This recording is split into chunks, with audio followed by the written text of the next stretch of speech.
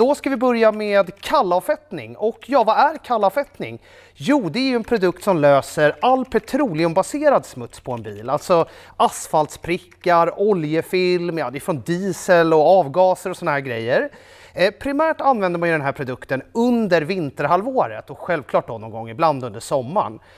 Det som lite sådär generella regler, för att det är ju så här, alla produkter beter sig olika, så att det är ju lite skillnad beroende på vad man kör med för typ av kallavfettning. Men generellt sett så är det att man kör det från dörrhandtagen och nedåt, låter det dra några minuter och sen så spolar man av. Och som med alla avfettningar så är det viktigt att man spolar nerifrån och upp när man spolar av. Då. Det är för att man inte ska få rinningar och såna här grejer. Självklart så kan ju även en kallavfettning användas till typ motortvätt, liksom under bilen och såna här grejer också. Men låt dem absolut inte torka in och stå inte i solen. Då ska vi prata om alkalisk avfettning, och alkalisk avfettning är ju, och det kan även kallas naturavfettning och såna här grejer. Det är det som löser all organisk smuts, det vill säga flugor, sand, jord, fågelspillning och såna här grejer. En alkalisk avfettning använder man på hela bilen. Jag tycker att man ska använda den vid varje tvätt. Det är för att man ska få av så mycket grejer som möjligt innan man går på själva schamponeringssteget.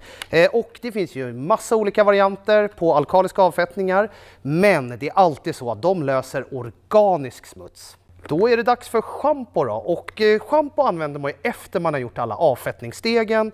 Och ett schampos primära uppgift är ju att egentligen rengöra lacken. Det är viktigt att det lubricerar ytan så man minimerar risken för repor. Och sen självklart är ju lite schampots uppgift att få fram glansen i bilen. Och idag så finns det enormt många olika varianter på marknaden.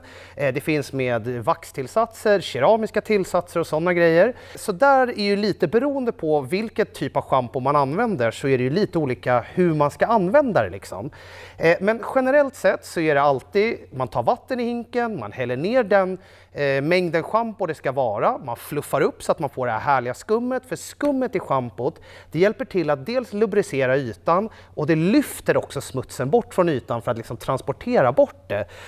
Och sen så är stor och viktig grej faktiskt också när man schamponerar bilen med sin då tvätthandske, eller om man använder en svamp eller hur nu man gör, det är att man drar med raka drag. För står man och vispar runt så här i olika vinklar och så kommer solstrålarna sen kunna träffa åt alla olika håll och ni ser era tvättrepor mycket mer. Så tänk på att dra med raka drag.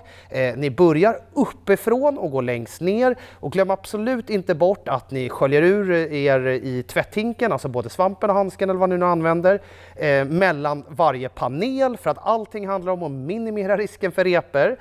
Och sen så är det, till skillnad då från avfettningarna som man spolar av sen nerifrån och upp, så blir det här att man spolar uppifrån och ner när man är färdig. Och låt absolut inte torka in heller. Och här står jag med en foamlance eller en skumkanon eller vad man nu vill kalla det, som har blivit jättepopulärt de senaste åren. Och i en sån här så kan man köra antingen en alkalisk avfettning eller typ ett schampo. Och det här är en form av förtvättsmedel. Man blandar i sin foamgun, helt beroende på vilket medel givetvis. Sen duschar man ut med sin högtryckstvätt och så får man ett tjockt härligt skum över hela bilen som kan ligga kvar en bra stund, lyfta ut eventuella partiklar från skrymslen och vrån och såna här grejer.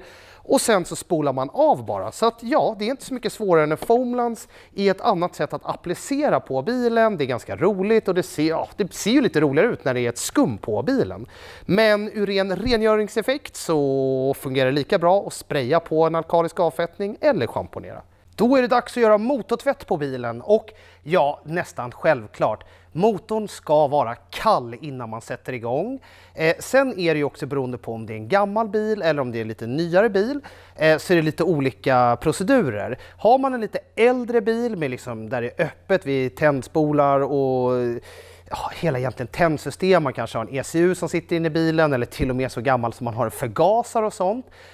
då är det ju viktigt att man inte bara spolar rakt in där. Och det gäller ju såklart moderna bilar också. Men så här, generellt innan man sätter igång då, man låter det vara en kall motor. Vi börjar precis som på utsidan, vi börjar med en kallavfettning, alltså för att lösa alla fetter och oljor och sånt där som brukar bli. Och sen så går vi på med en alkalisk avfettning ovanpå. Nu är det helt beroende på vad det är för typ av produkt. Man kan självklart spola mellan de här stegen, men lite beroende på vilken produkt det är då. Men generellt så är det egentligen bara att man använder kallavfettning och en alkalisk avfettning. Låter det dra en stund, man kan köra med borstar och penslar och grejer runt om i alla kanter och skarvar och sånt där så att man löser upp den smutsen som finns. Och sen så är det egentligen bara spola av, torka ordentligt ja, det är liksom det enda ni behöver tänka på, det som kan bli lite galet, det är om man står och spolar med högtryck rakt in där elektroniska komponenter är och så att det blir stående vatten också så man inte får någon form av kortslutning och sånt där. Men annars som sagt så är det bara avfettningar, låt det dra, pensla, borsta och sen så spolar ni av. Då har vi kommit till insidan och ja, insidan är ju inte så mycket svårare som när ni städar hemma egentligen.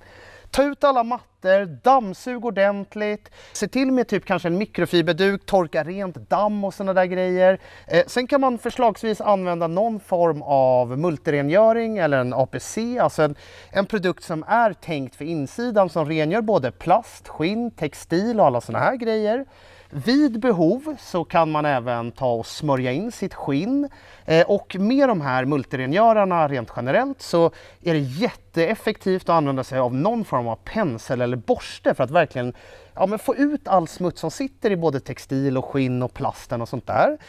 Och sen så självklart så avslutar ni med att köra med någon bra glasrengöring, torka rent rutorna ordentligt med en mikrofiberduk av hög kvalitet.